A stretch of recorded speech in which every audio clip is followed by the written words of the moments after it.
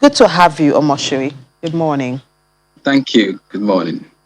So we see that the effect of the Hurricane Ida, begins to wane. So how does that affect your outlook for global oil at this time? Oh, thank you for having me once again. To the impact of the hurricane either on oil prices, well, we cannot discount the fact that it actually contributed to the positive sentiment we have seen in the last few days, particularly on Friday, even till now. Although we've seen a slight deceleration in oil prices, but it's still quite strong at 72.1 dollar per barrel. Because as a result of these events, over I think about 2 million barrel have been taken away from the global supply, and that's quite substantial. Because even the OPEC, according to and the OPEC Plus, according to what they are considering, is just to continue to supply the market with about 400,000 barrel. So over 2 million barrel out of the whole supply, I think is quite positive for the market. Although we are not happy that there are losses in terms of lives, and over 1 million people have been displaced in the Gulf of Mexico as a result of this occurrence. But for the oil market, I think it's quite positive. Although assessing if this is a temporary event or it will last long is not the question that everybody wants to answer, because um, oil refiners are actually used to this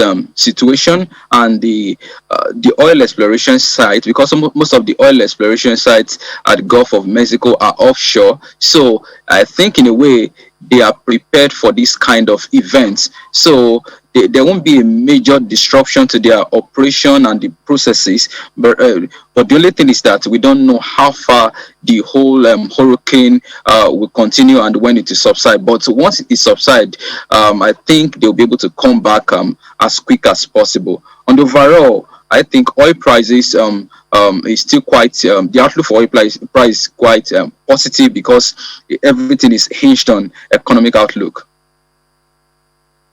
The bulls are back in control, with Brent over $70 at this point.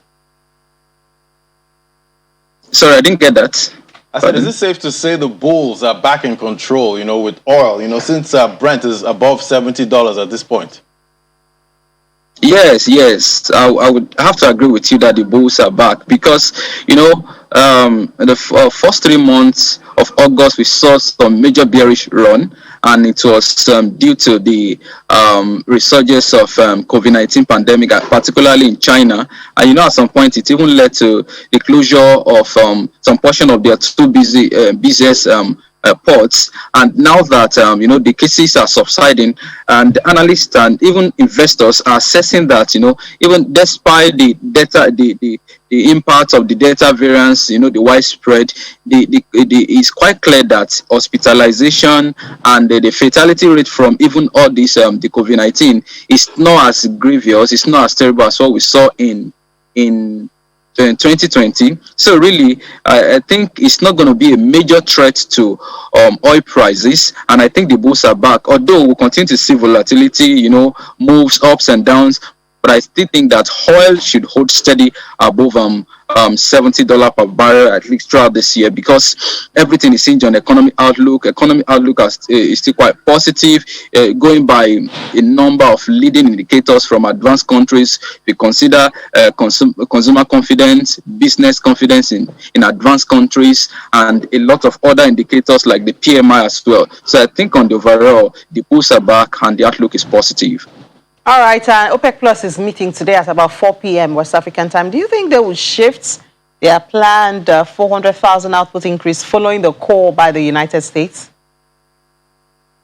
Well, the U.S. is known for this kind of acts. Donald Trump also did the same thing he kept calling that the OPEC and OPEC Plus should increase output. And the fear is because, US inflation is quite high, which is likely due to increase in energy price.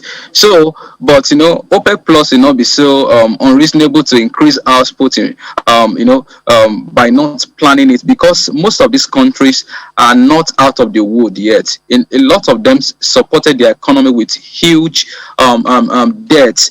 So, in a bid to ensure that the fiscal stance is properly adjusted, they would want to ensure that oil price remain relatively high, so as to get some money from oil inflows, to adjust some shortfall in their fiscal stance. So they won't just want to increase oil outputs without planning well. Now they need all the money they can get more than ever. Even, for instance, Nigeria, we need all the money we can get from both oil and the non-oil sector. Thank you.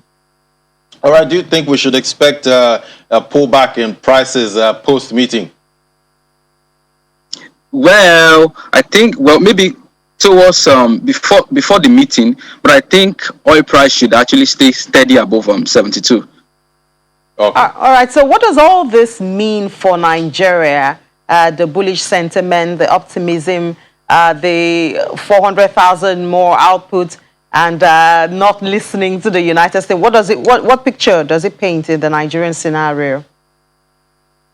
What comes to mind when you talk about the oil markets and the Nigeria economy is the current account balance, foreign trade statistics, and what we are able to get from oil earnings. For instance, you agree with me that even with the MBS data that we saw last week, the GDP figures, what actually dragged the performance was the fact that the oil sector did not do well.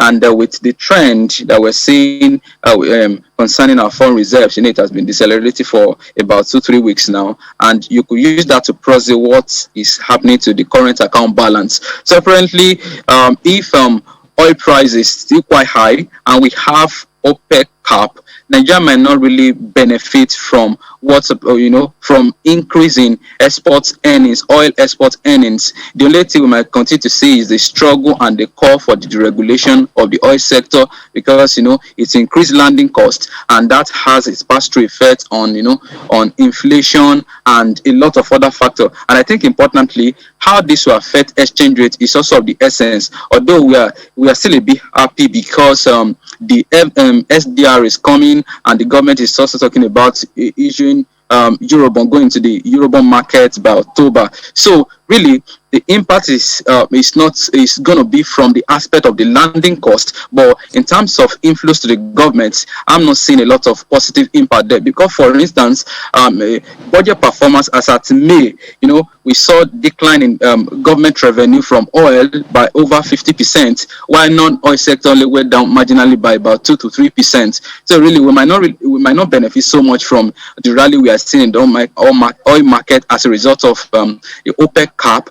In fact, I think it only increased the call for deregulation of the oil sector, because landing cost and the subsidy payment will just continue to increase. In terms of the under recovery will continue to widen, and this will put a lot of strain on government spending. And NNPC, though, is quite interesting now. I think I need to mention that it's quite interesting now that this bill, the PIA, is coming at this particular time. Now that it seems oil is not the game in town. I think investors or Nigeria will now begin to look at the gas space. I think this should be able to help us to cover some shortfall from the oil, because gas, I think a lot of us use it in Nigeria, and I think if the gas reserve or our gas wealth is explored, I think that should be quite beneficial. But from oil, there's not much for us.